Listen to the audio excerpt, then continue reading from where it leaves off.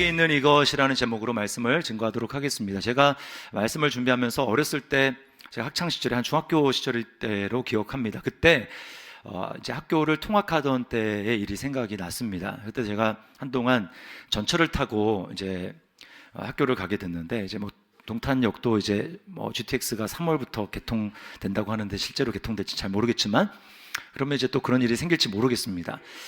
아침에는 지옥철이었어요. 그래서 여러분 푸시맨을 아십니까? 푸시맨? 안 들어가면 이제 밖에서 푸시맨이 밀어서 사람들이 이제 갈 수 있도록 그렇게 했습니다. 제가 그 당시에 중학교니까 키가 좀 작죠. 어떤 경우에는 이제 두 발이 공중에서 막 떠서 가는 경우도 있었어요. 사람 틈에 껴가지고. 근데 이제 그때는 너무 사람이 많기 때문에 그럴 수 없지만, 이제 집에 돌아올 때는 가끔 이제 전철에서 그런 일을 보게 됩니다. 전철이 이제 칸이 뭐 어떤 경우 대부분 한 10칸 정도 됐던 것 같아요. 그러면 이 칸에서 저 칸으로 옮겨 다니면서 국어를 하는 사람이 있습니다. 종종 보게 됩니다. 근데 거의 인상착의가 똑같아요. 이제 앉아 있는데 그 하반신을 이렇게 검은색 고무로 이렇게 덮었습니다. 그리고는 두 손으로 이렇게 밀면서 다녔어요. 그리고는 항상 이제 안경 대신 이 선글라스를 끼고 있었습니다. 그리고는 카세트를 항상 이제 음악이 나오는 카세트가 있거든요. 그 카세트를 항상 휴대하고 다니는데, 그 카세트에 나오는 음악은 구슬픈 찬송가 멜로디가 나왔습니다. 뭐 내 주를 가까이 하게 하면 뭐 인내하신 우리 주여, 뭐 이런 찬송가 가사 흘러나옵니다. 가락이. 그럼 이제 제 앞을 이렇게 지나가면 마음에 막 갈등이 일어나는 거예요. 순수한 마음에 정말 이제 도와야 되겠다, 그런 마음에서 주머니를 하면서 이제 얼마를 할 것인가 주머니를 뒤적거립니다. 그리고는 그냥 보내는 날도 있지만 마음이 동하면 동전 얼마를 이렇게 넣었던 기억이 나요. 그냥 지나치면 마음속에 막 이렇게 죄책감이 일어나는 것을 보게 됩니다. 그런데 나중에 한 사실은 그분이 저보다 훨씬 더 부자라는 사실을 알게 됐어요. 자, 오늘 본문에 나오는 사람은요, 지하철이 아니라 성전 미문이라고 하는 곳에 이제 앉아서 구걸을 하는 사람입니다. 이 미문이라고 하는 것은 아름다울 미자에서 beautiful gate에서 하는 거예요. 근데 이 미문이라는 곳은 여인들과 그리고 이방인의 뜰을 구분해 주는, 이제 여기까지는 이방인의 뜰인데 여기서부터는 이제 여인들의 뜰로 이어지는 그 당시의 성전의 구조에서 그 사이를 경계를 해주는 그런 문입니다. 그러니까 가장 많은 사람들이 이제 모여 있는, 이렇게 왕래가 있는 그런 곳입니다. 근데 이 사람이요, 언제부터 이 구걸하는 일을 했는지 모르겠지만 4장 22절에 보면 이 사람의 나이가 40여 세가 되었다라고 이야기를 하고 있어요. 그러니까 나면서부터 못 걸었으니까 이제 열 몇 살부터 만약에 구걸을 했으면 한 30년 넘게 구걸을 한 게 되겠죠? 이 사람은 날마다 구걸하는 게 자신의 일입니다. 한 번도 자신의 인생 가운데 걷지 못했기 때문에 다른 것을 생각해 본 적이 없어요. 자, 그런데 어느 날 놀라운 일이 일어나게 됩니다. 오늘 6절이 요절인데요, 6절을 우리 다시 한번 읽도록 하겠습니다. 시작. 베드로가 이르되 은과 금은 내게 없거니와 내게 있는 이것을 내게 주노니 나사렛 예수 그리스도의 이름으로 일어나 걸으라 하고. 태어나서 한 번도 걸어본 적이 없는 사람, 40년 동안 걷는다라는 것이 도대체 무엇인가, 그런 개념을 알지도 못하고 느끼지도 못했던 이 사람이 드디어 걷기 시작하고 드디어 하나님을 찬양하고, 이 성전 안에 항상 그 문에만 있었는데 그 안으로 들어가서 하나님을 찬양하는 놀라운 일이 벌어지게 됩니다. 자신의 삶의 그 패러다임을 뛰어넘는, 초월하는 이 놀라운 일이 발생하게 된 거예요. 여러분, 이것이 바로 복음의 능력입니다. 예수 그리스도의 이름의 능력이에요. 오늘 설교 제목이 뭡니까? 내게 있는 이것이잖아요. 내게 있는 이것. 베드로가 내게 있는 이것을 내게 주노니 라고 할 때 이 내게 있는 이것은 무엇입니까? 곧 나사렛 예수 그리스도의 이름입니다. 예수님의 이름이 내게 있는데 이것을 준다라는 거예요. 여러분, 우리는 다 그리스도인이면 하루에 적어도 두세 번은 기도하지 않습니까? 그렇죠? 식사를 할 때 마지막에 예수님의 이름으로 기도합니다 라고 하는 것은 우리가 다 알고 있습니다. 그러면 내가 식사 기도를 할 때 예수님의 이름으로 기도합니다 라고 하면 나는 예수 그리스도 이름, 내게 있는 이것이라고 얘기할 수 있는 것인가? 자, 근데 여기 내게 있는 이것이라고 하는 의미는요, 앞에 있는 그 말을 좀 생각하면 의미가 더 와닿습니까? 앞에 뭐라고 얘기합니까? 베드로가 은과 금은 내게 없거니와 내게 있는 이것을 내게 주는, 이렇게 이야기를 하죠. 이건 뭔 얘기냐면 예수님의 이름이 단지 장식으로만 기도 마칠 때 쓰는 그런 문구로만 사용되는 것이 아니라 예수님의 이름이 나의 재산이다, 예수님의 이름이 실제로 내게 능력을 일으키는 그 무엇이다라고 이야기를 하는 것입니다. 재산 목록 1호라는 거예요. 다른 거 다 여러 가지 있는데 그 중에서 하나 고르라고 하면 무엇을 고르겠느냐라고 할 때 나는 예수님의 이름을 선택합니다 라고 할 때 그것이 바로 내게 있는 이것이라고 하는 그 의미인 것입니다. 여러분, 우리는 이 본문을 통해서 하나님이 우리에게 도전하시는 음성을 들어야 합니다. 하나님이 우리에게 뭐라고 이 본문을 통해서 도전할까요? 그것은 너에게 이것이 있느냐. 베드로 사도가 고백한 것처럼 은과 금은 없지만 내게 있는 이것을 내게 주노니라고 할 때 그 이것, 나는 과연 예수 그리스도의 이름을 그렇게 소유하고 있는가라고 하는 것입니다.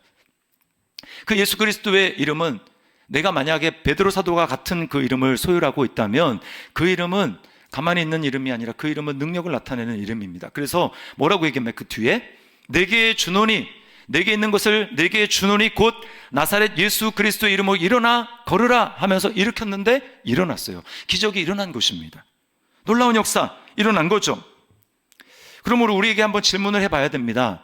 나에게 정말 예수 그리스도의 이름은 베드로의 고백과 같은 그런 이름인가? 그렇다면 나에게는 왜 베드로 사도가 경험하는 그런 능력, 하나님 나라의 능력이 나에게는 일어나지 않는가? 이 부분에 대해서 우리는 고민하고 하나님이 우리에게 던지시는 그 질문과 도전에 대해서 우리 자신에게 자문을 해보아야 합니다. 나는 왜 안 될까? 우리는요, 이 말씀을 보면서 또 제 얘기를 여러분이 들으시면서 이런 마음속에 변명이 일어날지 몰라요. 요즘은 의술이 발달해 있지 않습니까, 목사님? 그러니까 못 걷는 사람을 일으키게 하는 거, 그거는 의사가 할 일이지 그것은 제가 할 일이 아니잖아요 라고 생각을 할 수 있어요. 여러분, 맞는 말이죠. 예수 믿으면 모든 질병과 또 모든 여러 가지 것들에 대해서 뭐 약도 먹지 말고 또 병원도 가지 말고 무조건 다 믿음으로 해야 된다. 여러분, 그것은 맹신입니다. 광신입니다. 우리는 하나님이 주신 일반은총의 은혜를 누릴 수가 있어요. 하나님이 우리의 삶의 풍요를 위해서 약도 주시고 의사도 허락하시고 또 약사도 허락하시고 그런 많은 것들을 우리에게 주십니다. 우리가 다 누릴 수 있어요. 근데 문제는 무엇입니까? 세월이 바뀌어도 변하지 않는 사실이 있습니다. 그건 뭐냐면 인간이 고칠 수 없는 질병이 있다라는 거예요. 그리고 하나님의 능력이 예수님 당시 이때나 지금이나 하나님의 능력은 변치 않는다고 하는 사실입니다. 그러므로 여러분, 우리 가운데 뭔가 놀라운 기적이 믿음으로 말미암아 일어날 수 있다라는 거예요. 믿는 사람들에 대해서 성경이 약속하고 있는 그 약속이 무엇입니까? 마가복음 16장 17절 18절 말씀을 우리 함께 읽어보도록 하겠습니다. 시작. 믿는 자들에게는 이런 표적이 따르리니 곧 그들이 내 이름으로 귀신을 쫓아내며 새 방언을 말하며 뱀을 집어 올리며 무슨 독을 마실지라도 해를 받지 아니하며 병든 사람에게 손을 얹은즉 나으리라 하시더라. 아멘. 여러분, 이 사실을 문자 그대로 믿습니까? 이 사실을 문자 그대로 믿는다면 우리에게 어떨까요? 우리 자신은요, 문제가 작으면 그 문제에 대해서 그래도 내가 좀 어느 정도 할 수 있다라고 생각을 합니다. 근데 문제가 크면 할 수 없다고 생각을 합니다. 예를 들면 이런 거예요. 예수님을 믿지만 뭐 감기나 뭐 독감이나 이런 정도는 주님이 고칠 수 있지만 그러나 말기암이다, 병원에서 손을 쓸 수 없다고 한다. 그러면 그 문제가 내게 엄청난 큰 문제로 다가오게 됩니다. 과연 하나님이 이 일을 할 수 있을까? 자, 재정적인 압박에 시달립니다. 그러면 한 100만 원 정도, 그것은 내가 어떻게 해서 소통을 해가지고 해결할 수 있는데 만약에 억 단위의 문제가 생겼다. 과연 그 문제도 하나님이 해결할 수 있을까? 라는 생각을 합니다. 순수히 우리의 생각이에요. 우리에게는 그것이 엄청난 차이입니다. 감기와 말기암은 우리에게는 엄청난 큰 차이입니다. 그리고 우리에게 100만 원과 10억은 엄청난 큰 차이입니다. 그러나 여러분, 우리가 머릿속으로 생각할 때 하나님을 대해서는 어떨까요? 하나님에 대해서는 여러분, 하나님께는 100만 원과 10억의 차이가 있을까요? 차이가 없어요. 차이가 없습니다. 그런데 우리는 문제가 내가 생각하는 수준, 내가 좀 감당할 수 있는 수준을 넘어서게 되면 그때부터는 하나님이 이걸 과연 할 수 있을까? 라고 하는 이 불신의 마음을 갖게 되더라는 것이죠. 꼭 질병의 문제가 아니어도 좋습니다. 내가 어떠한 문제가 상황이 딱 발생을 했을 때 나는 거기에 대해서 문제와 상관없이 평안과 기쁨과 감사를 누릴 수 있는가? 만약에 이 질문에 대해서 우리의 답변을 제대로 믿음으로 하지 못한다면 우리는 내게 있는 예수 그리스도 이름이 도대체 무엇인지 우리는 한번 고민을 해보아야 합니다. 나에게는 도대체 뭐가 문제인가? 왜 내게는, 나는 믿는다고 하는데 성경에서 약속한 이 놀라운 역사들이 내게는 마치 그냥 책에 있는 것으로 내게 마치 잠자고 있는 것처럼 느껴지는 이유는 뭔가? 라고 하는 것을 우리는 심각하게 나에게 질문을 하면서 하나님 앞에 이 문제를 해결을 해야 되는 것입니다. 무엇이 도대체 내게 있는 예수 그리스도의 이름의 능력을 가로막고 있는 것일까요? 그것은 바로 내 경험과 내 생각입니다. 내 경험과 내 생각이 예수 그리스도의 이름의 능력을 방해하고 있는 거예요. 여러분, 오늘 나면서부터 걷지 못하는 이 사람을 한번 생각을 해보십시오. 이 사람은 걷는다라는 것은 상상조차 해보지 못했습니다. 왜 그럴까요? 이 사람은 어렸을 때부터 걸어본 적이 없거든요. 자신의 경험과 자신의 생각의 틀로 인해서 자신은 못 걷는다. 또 사람들이 매일 나를 어느 시간이 되면 업어서 또는 들것에 들려서 나를 이곳에 갖다 놓았다. 이 사람은 항상 하는 생각이 뭡니까? 자, 오늘 못 걷는 내 여기서의 삶, 그래서 이 안에서 나의 패턴, 이것은 앉아서 사람들에게 구걸을 하는데, 그러므로 매일매일 반복되는 생각은 무엇입니까? 오늘 이곳에 앉아서 오늘 나는 얼마나 마음씨 좋은 또 돈 많은 사람을 만나서 그 사람이 나에게 적선을 하고 동냥을 해줄까? 그 많은 돈을 받을 수 있을까? 이 사람의 생각에는 온통 그 생각밖에 없는 것입니다. 다른 생각을 하지 못하는 거예요. 자, 그런데 오늘 베드로 사도와 요한 사도는 이 사람을 향해서 뭐라고 얘기합니까? 우리를 보라! 라고 이야기를 합니다. 우리를 보라! 왜 보라고 할까요? 그 사람에게 돈을 주기 위함이 아닙니다. 그 사람이 한 번도 생각해 보지 못한 오늘 내 삶은 이럴 거야 라고 하는 자신의 생각과 자신의 경험 안에서 이루어지고 있는 자신의 패러다임 안에서, 자신의 패턴 안에서 이루어지고 있는 것을 틀을 깨고 한 번도 경험해 보지 못한 하나님이 주시는 놀라운 기적과 은혜를 당신에게 주고 싶습니다. 우리를 보십시오. 이렇게 얘기를 합니다. 근데 이 사람은 어떻게 반응하고 있습니까? 전혀 그런 생각을 하지 못해요. 5절을 보십시오. 이렇게 얘기합니다. 그가 그들에게 무엇을 얻을까 하여 바라보거늘. 네, 시선이 마주쳤습니다. 베드로와 요한 사도의 시선과 그 사람의 시선이 마주쳤어요. 그런데 다른 마음으로 시선을 보고 있는 것입니다. 이 사람은 뭘 얻기를 바라는 거예요? 나는 걷는 거 그런 거 생각 안 해봤고 나는 그냥 당신을 통해서 적선받기를 원합니다. 동냥받기를 원합니다. 난 돈이 있으면 좀 좋겠습니다. 라는 생각을 하고 있다는 것입니다. 여러분, 우리도 똑같을 수 있다고 생각을 해요. 오늘 여러분이 예배를 드리고 있습니다. 설교를 드리고 있습니다. 주님은 여러분 각자 나 자신에게 뭐라고 말씀하십니까? 나를 봐라, 나를 보라 라고 말씀을 합니다. 주님이 여러분에게 주님을 보라고 말씀하시는 이유는 뭘까요? 그것은 나는 너에게 내가 주고 싶은 것이 있다.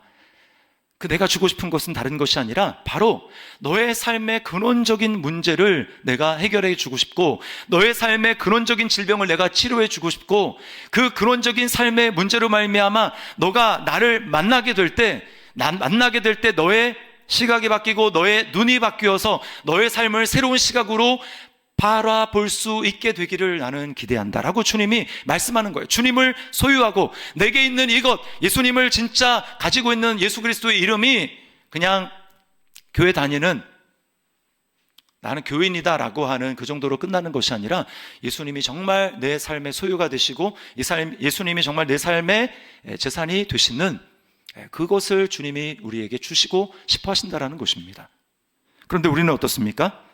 주님이 주시고 싶어하는 것보다 우리는 어떤 문제에 매여 있습니다.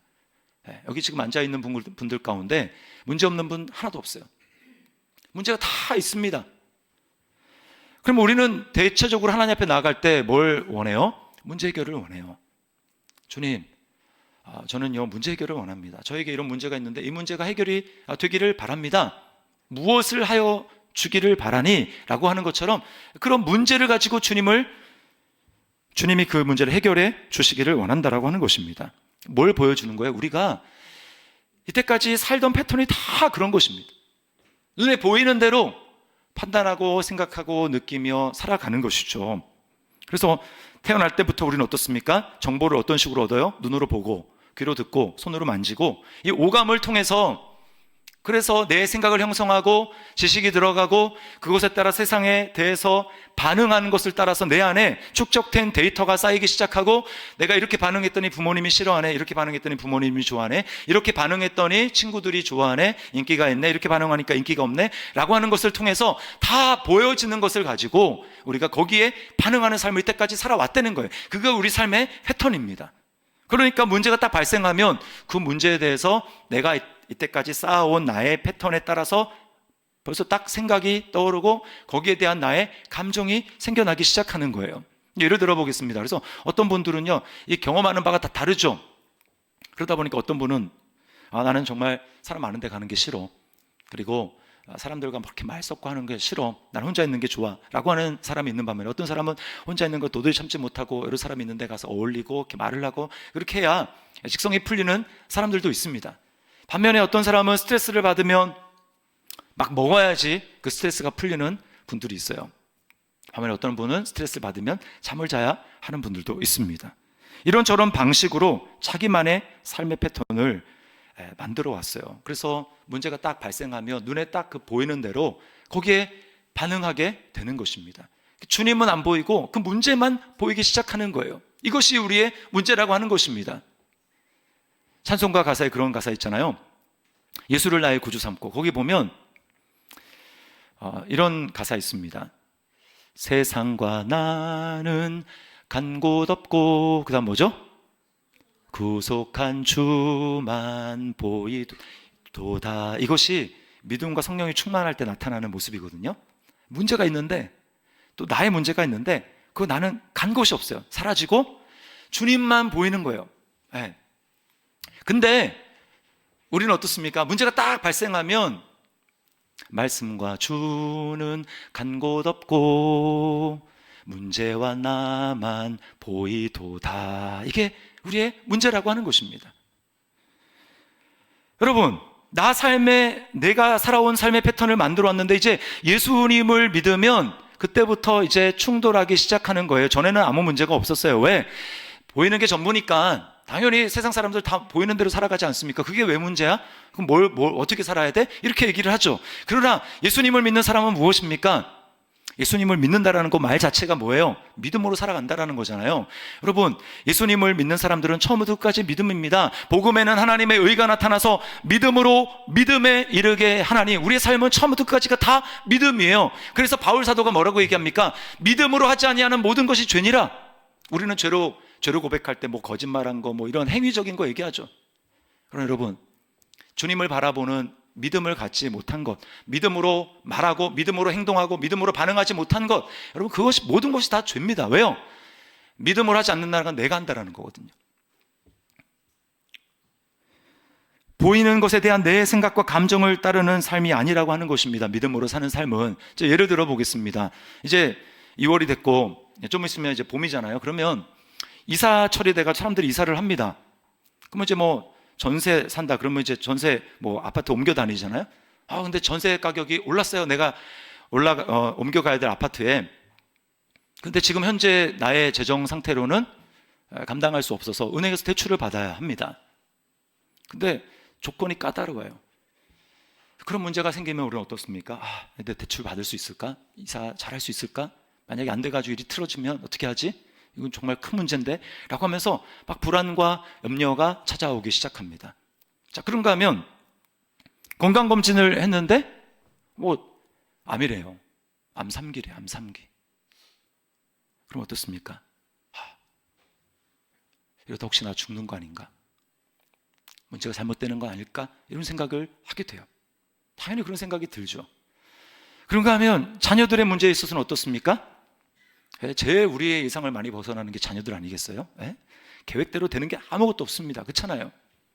자녀가 그렇게 내 생각대로 이렇게 계획을 딱 세워놨는데 막 자녀들이 내 생각과는 전혀 다른 모습으로 나가기 시작합니다. 공부도 잘 안 하고 또 공부도 잘 못하고 시험에 떨어지고 막 그러면 어떤 생각이 듭니까? 야, 이러다가 얘 인생의 낙오자가 되면 어떡하지? 지 앞가림도 못하고 살면 어떻게 하지? 이런 생각을, 염려를 하게 되는 거예요.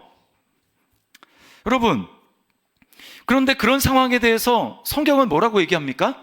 성경은 내 그런 급박한 사정을 하나님이 정말 알아주시는지 못 알아주시는지, 하나님은 그 상황에 대해서 뭐라고 얘기하시냐면, 야, 너 그런 상황에서 뒤로 물러가는 건 내가 기뻐하지 않아. 믿음은 뒤로 물러가는 것 아니야.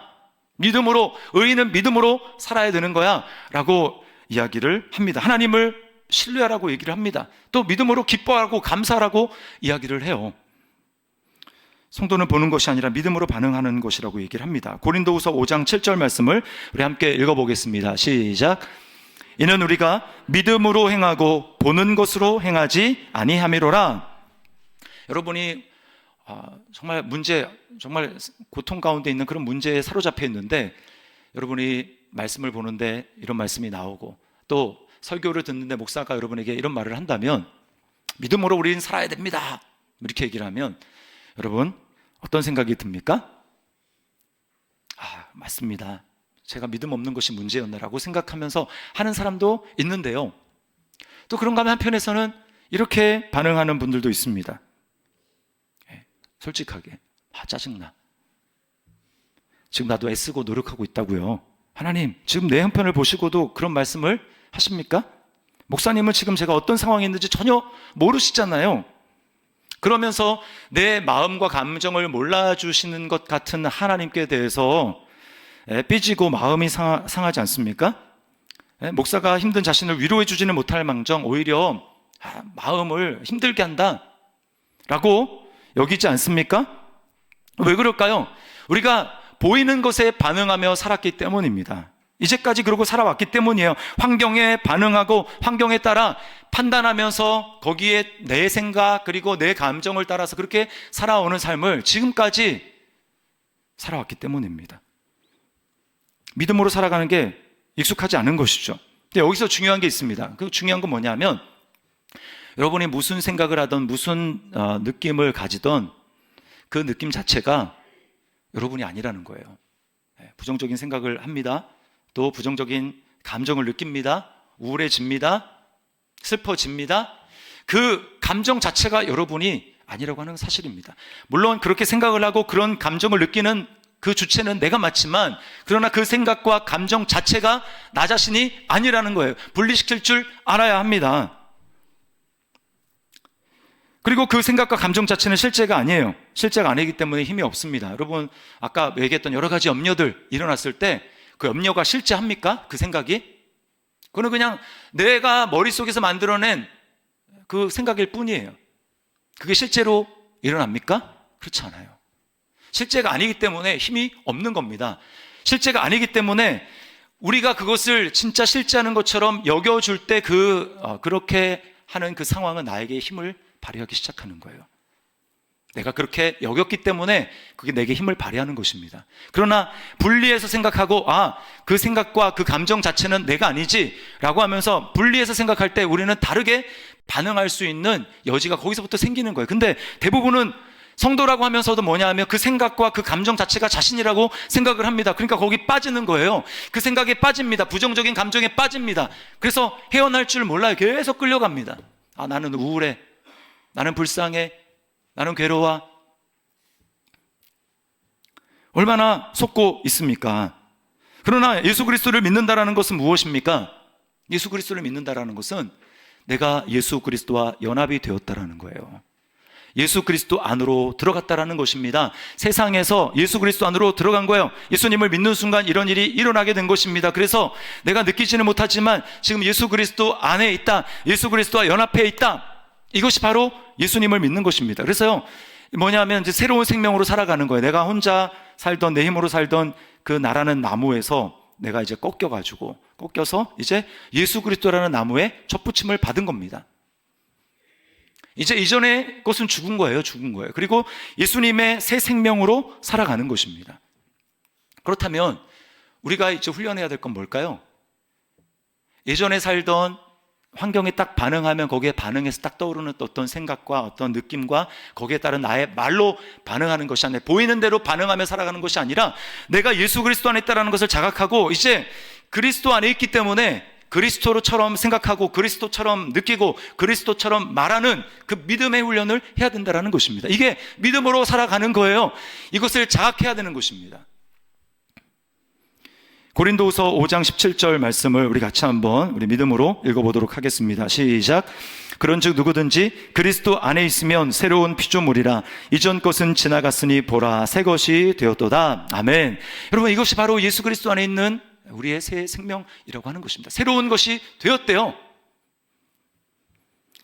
어떻게 이 새로운 생명을 체험할 수 있을까요? 구체적으로 어떻게 하면 내 안에 있는 예수 그리스도 이름이 실제로 기적을 나타내는 그런 능력으로 경험할 수 있을까요?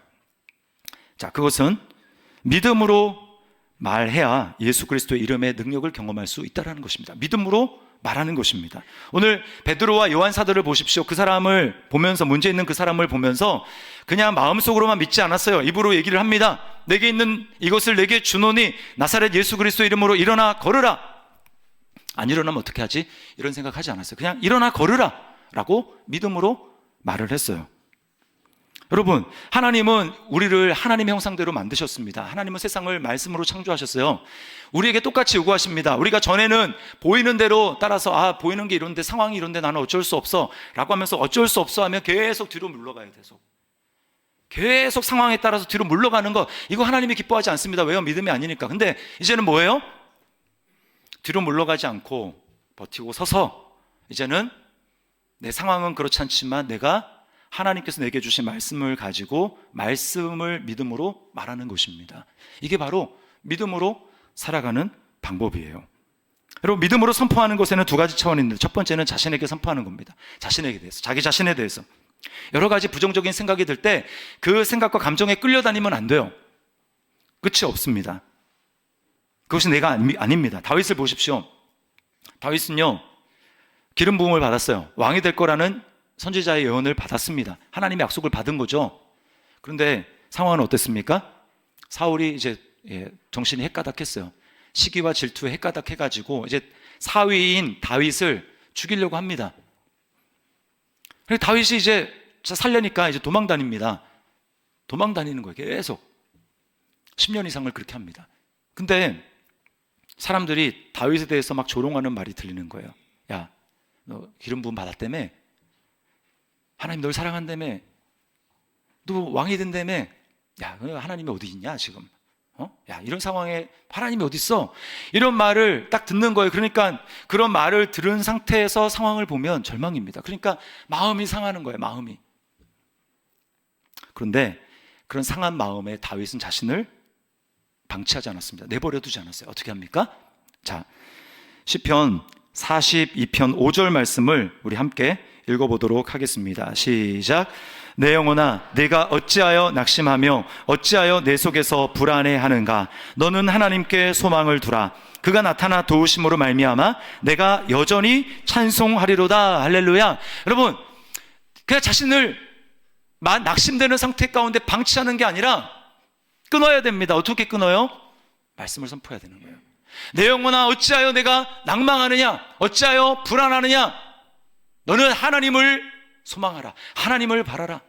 하나님 여전히 살아계신다 라고 주장하며 선포하는 것입니다. 한 번으로 안 돼요. 여러분, 시편 42편과 43편 나중에 집에 가서 읽어보세요. 다윗은 그런 생각이 들어올 때마다 입으로 선포합니다. 그래서 이 후렴구가 3번이나 반복됩니다. 어찌하여 낭망하느냐? 하나님을 바라라. 자기 자신에 대해서 얘기해야 됩니다. 그냥 생각만 하면 안 돼요. 입으로 이야기를 해야 됩니다. 입을 열어서 선포를 해야 돼요. 말의 능력이 있습니다. 여러분, 분명히 아십시오. 이렇게 말하는 것은 어떤 분은 목사님 지금 상황이 그렇지 않은데 그렇게 얘기하는 거는요, 가스라이팅 아닌가요? 마인드 컨트롤, 자기 암시 또는 무슨 정신승리 아닙니까? 머릿속에서만 그렇게 생각하는, 이거 아니지 않습니까? 여러분, 차이가 뭔지 아십니까? 그렇게 정신승리 자기함수 이거는요 객관적인 근거가 없어요. 그러나 성경에서 우리에게 얘기하는 거 보이지 않아서 그렇지 우리의 실상은 무엇입니까? 이미 예수 그리스도 안에 있다라는 거예요. 예수님은 어떤 분이십니까? 세상에서 너희가 환난을 당하나 담대하라, 내가 세상을 이기었노라. 죄와 마귀의 권세를 깨뜨리시고 죽음을 정복하시고 이미 부활하셔서 하나님 보좌 우편에 앉아 계신 그분이 안에 우리가 있고, 우리가 소망하는 분은 예수님이 오실 때 내가 예수님과 같이 되는 것, 그거 아닙니까? 그리고 그것이 우리에게 실제로 이루어지는 것 아닙니까? 그러므로 지금 믿음으로 선포하라는 거예요. 지금 없지만, 눈에 보이진 않지만 내가 예수 그리스도 안에 있다라는 그 예수님과 연합되었다면 나의 실상은 지금 눈에 보이는 것이 아니라 예수 그리스도 안에 있는 그것이 나의 진짜야. 이것은 정신승리가 아닙니다. 실제예요, 실제. 그러므로 우리를 잘못된 생각으로 절망과 우울에 빠뜨려서 우리 삶을 빼앗아 가는 것, 우리의 시간을 빼앗고 우리의 열정을 빼앗고 우리의 소망을 빼앗고 우리의 믿음을 갉아먹는 그 어둠의 권세에 대해서 우리가 여러분 대적해야 돼요. 나 자신에 대해서 얘기한다는 것은 나에게 그런 생각을 심어주는 것. 마귀가 그렇게 합니다. 가룟 유다의 마음에 예수 팔 생각을 넣었잖아요. 우리에게도 그런 생각 들어오는 거, 여러분 그게 내 생각이 아닙니다. 그리고 생각과 나를 다르게 구별해야 되는 거예요. 우리가 그리스도 안에 있는 하나님의 말씀으로 우리 마음을 보호해야 되는 것입니다. 디모데후서 1장 7절 말씀을 함께 읽어보겠습니다. 시작.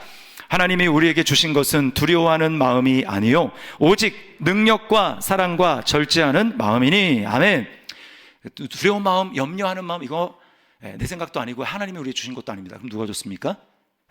마귀가 그런 생각을 우리로 하여금 주어서 거기에 붙들리도록 만드는 거예요. 그러므로 우리 자신에게 선포하면서 마귀에 대해서도 선포하며 얘기하는 것입니다. 예수 그리스도의 이름으로 명하노니 나로 하여금 우울하게 만들고 불안하게 만들고 염려하게 만드는 악한 영은 예수 그리스도의 이름의 권세를 명하노니 떠나갈지어다. 안 그러면 계속 거기 사로잡혀 갑니다. 두 번째는 하나님께 대한 선포예요. 하나님께 하는 선포. 이건 뭡니까? 이게 바로 찬양과 감사의 기도입니다. 찬양과 감사의 기도. 오늘 걷지 못하던 이 사람이 자신의 한계를 뛰어넘자 그가 하는 일이 무엇이었습니까? 첫 번째 한 일이 바로 하나님을 찬양하는 것이었어요. 우리 8절을 다시 한번 읽습니다. 시작. 뛰어 서서 걸으며 그들과 함께 성전으로 들어가면서 걷기도 하고 뛰기도 하며 하나님을 찬송하니. 아멘. 예수님을 믿고 예수님 안에 있는 사람, 그 사람이 제일 먼저 해야 되는 것이 바로 찬양과 감사의 기도라고 하는 것입니다. 여러분요, 우리 기도가 문제 해결을 위한 기도에 머물러 있어서는 안 됩니다. 이 문제를 위해서 기도하지 말라는 뜻이 아니에요. 문제 해결은 무엇이냐면, 여러분이 문제 해결에 묶여있다는 것은 뭐냐면 그 문제에 묶여있다는 것을 얘기하는 것입니다. 그 문제 해결은 내가 중심이에요. 내가 원하는 방식대로, 내가 원하는 때에 내가 생각하는 대로 하나님이 이루어 주시기를 주장하는 겁니다. 거기에 평안이 없어요. 그러나 우리가 문제가 있지만 그 속에서 하나님의 다스림과 통치하심을 믿고 하나님 앞에 감사함을 아뢰 때 우리는 하나님이 내 문제를 해결해 주실 뿐만 아니라 내게 하나님이 주시는 하나님의 놀라운 은혜와 평강이 있다는 것을 알아야 하는 것입니다. 빌립보서 4장 6절에 이렇게 이야기를 해요. 너희 구할 것을 감사함으로 하나님께 아뢰라. 또 골로새서 4장 2절도 우리 함께 읽어보겠습니다. 시작. 기도를 계속하고 기도에 감사함으로 깨어 있으라. 아멘. 기도에 감사함으로 깨어 있어라. 문제 해결은 내 뜻을 이루는 쪽으로 치우치게 합니다. 그 중심에는 두려움과 염려가 있어요. 그래서 문제 해결을 위해서 계속해서 기도를 해도 마음의 평안을 누리지 못합니다. 거기 하나님의 응답이 없어요. 어떻게 문제 해결될 수 있을지 몰라요. 그러나 진짜 하나님의 은혜는 그게 아닙니다. 여러분, 제가 아까 1부와 2부 텀에 바깥을 바라보니까 제 이제 그 방에는 창문이 있거든요. 구름이 몇 조각이 아름답게 떼어 있었습니다. 하늘은 파랗고요. 근데 그러다가 어느 순간에 먹구름이 오지 않습니까? 비가 오려고 하거나 눈이 오려고 하면 먹구름이 이렇게 딱 닥치면 햇볕이 빛이 보이지 않아요. 그렇다고 해서 우리 가운데 정상적인 지성을 가진 사람이라면 큰일 났네, 더 이상 빛이 사라졌어, 빛이 없어 라고 그렇게 말하면서 한숨을 푹푹 쉬는 사람이 있습니까? 아무도 없어요. 어떻습니까? 왜 그렇습니까? 지금 먹구름이 잠깐 꼈지만 지금 먹구름 뒤에는 태양이 비치고 있어. 그걸 우리 다 알고 있습니다. 그리고 알고 있기 때문에 그것에 대해서 크게 염려하지 않는 거예요. 그러나 여러분, 똑같은 일이 우리 삶 가운데 닥치면 우리는 왜 그렇게 반응하지 못하는 것입니까? 내 삶에 문제의 먹구름이 생겼어요. 그러면 태양이 항상 변함없이 그곳에 떠서 빛을 비추어 주고 있는 것처럼 우리 영혼의 태양이신 주님이 항상 변함없는 능력을 가지고 우리와 함께 하시며 우리 안에 계시며 우리 삶을 비추어 주시고 인도하고 계시는데, 우리는 왜 문제의 먹구름에 우리 마음이 빼앗겨서 마치 하나님이 살아계시지 않는 것처럼 우리는 원망하고 불평하고 하나님 앞에 믿음으로 반응하지 못하는 것입니까? 여러분, 그러니까 하나님 역사를 경험하지 못하는 것입니다. 이때 어떻게 해야 됩니까? 그때 우리는 기억해야 됩니다. 내가 이럼에도 불구하고 나는 그리스도 안에 있어. 나는 그리스도 안에 있어. 하나님 나와 함께 하셔. 그렇게 하면서 찬양하고 감사하는 것입니다. 주님, 이 문제와 상황 가운데서도 주님이 나와 함께 하심을 내가 믿습니다. 주님이 내 삶을 인도하고 계심을 믿습니다. 내 삶을 실수 없이 한치의 오차도 없이 하나님의 선하신 뜻을 지금도 이루어가고 계심을 믿습니다 라고 하나님을 찬양하는 거예요. 여러분, 그럴 때요, 어떻게 언제까지 그렇게 해야 되냐? 내 마음 속에서 단지 입술만이 아니라 실제로 마음의 기쁨과 평안이 넘칠 때까지, 그때까지 계속 선포하고 계속 찬양하고 계속 기도하는 것입니다. 그때 하나님의 역사가 일어나기 시작하는 거예요. 하나님의 역사가 일어나기 시작합니다. 먼저 내 마음에 하나님의 나라가 임해야 돼요. 먼저 내 마음에 하나님의 나라가 임할 때 내 삶을 둘러싼 삶의 환경 가운데도 하나님의 놀라운 통치와 하나님의 내 마음에 임한 하나님의 나라가 내 삶에도 동일하게 나타나서 문제가 아니라 하나님의 행하시는 것을 보게 하여 주실 줄 믿습니다. 순서가 이거예요. 순서가 이거. 근데 우리는 거꾸로 해. 거꾸로. 문제가 발생하면 하나님 이 문제를 해결해 주셔야 되지 않습니까? 제가 산상기도회 때도 이제 언급을 했지만, 감사 이 부분에 있어서 이 감사의 대가이신 멀린 캐로더스 목사님, 군목 출신의 목사님인데, 이분에게 어떤 부인이 50대의 여자 성도님이 편지를 보냈습니다. 제가 그 이제 내용을 말씀을 드릴게요. 이 분은요, 여자 성도님은 태어날 때부터 한쪽 손이 없었어요. 한쪽 손이. 여자가 한쪽 손이 없다라는 거 얼마나 참 괴로움입니까? 그래가지고요, 어렸을 때부터 항상 거기에 스트레스를 받고 너무 자기가 수치스러웠어요. 그래서 외출을 할 때면 항상 큰 숄이나 아니면 스카프를 덮고 가리고 그리고 외출을 했습니다. 근데 이제 그러다가 뭐 젊은 시절에는 자신의 그런 외모 때문에 너무 괴로워가지고 술로 막 잊어보려고 그렇게 한 적도 있었어요. 근데 그러다가 이분이 이제 이 목사님의 설교를 듣게 된 것입니다. 감사해야 된다. 어떤 상황이 있었는지 이해 안 돼도 하나님 앞에 감사해야 된다. 그 설교를 들었습니다. 근데 머리로는 알겠는데 이게 안 되는 거예요. 그렇지 않겠습니까? 50몇 년 동안 그러고 살았는데 갑자기 감사가 되겠습니까? 머리로 동의가 되는데 가슴이 이제 동의가 안 되는 거예요. 며칠 동안 계속해서 감사해야 되는데 그러다가 이분이 일단 순종을 해야 되겠다라고 하고 입을 열어서 감사를 했습니다. 이거 마음으로부터 우러나오는 감사가 아니에요. 그냥 감사하려니까 감사하는 겁니다. 근데 감사하려니까 감사를 했는데 그 순종에도 하나님은 놀라운 은혜를 주셨는데, 그게 뭐냐면 50여 년 동안 자신의 어깨를 막 뭐가 될지는 모르겠는데 이렇게 확 누르고 있는 뭔가가 있었는데 그게 감사를 하는 순간 싹 사라지더라는 거예요. 너무 가벼워지는 것을 경험했습니다. 그리고 감사와 감사 입술이 터졌어요. 그리고 막 기뻐하기 시작했습니다. 그런데요, 그렇게 기뻐하고 있는 중에 주님의 음성이 들립니다. 마음속에 뭐라고 하냐면 이렇게 말씀을 합니다. 이제는 팔에 걸친 스카프를 떼어버리라. 네가 손을 숨기는 한 진정한 감사를 드릴 수 없다.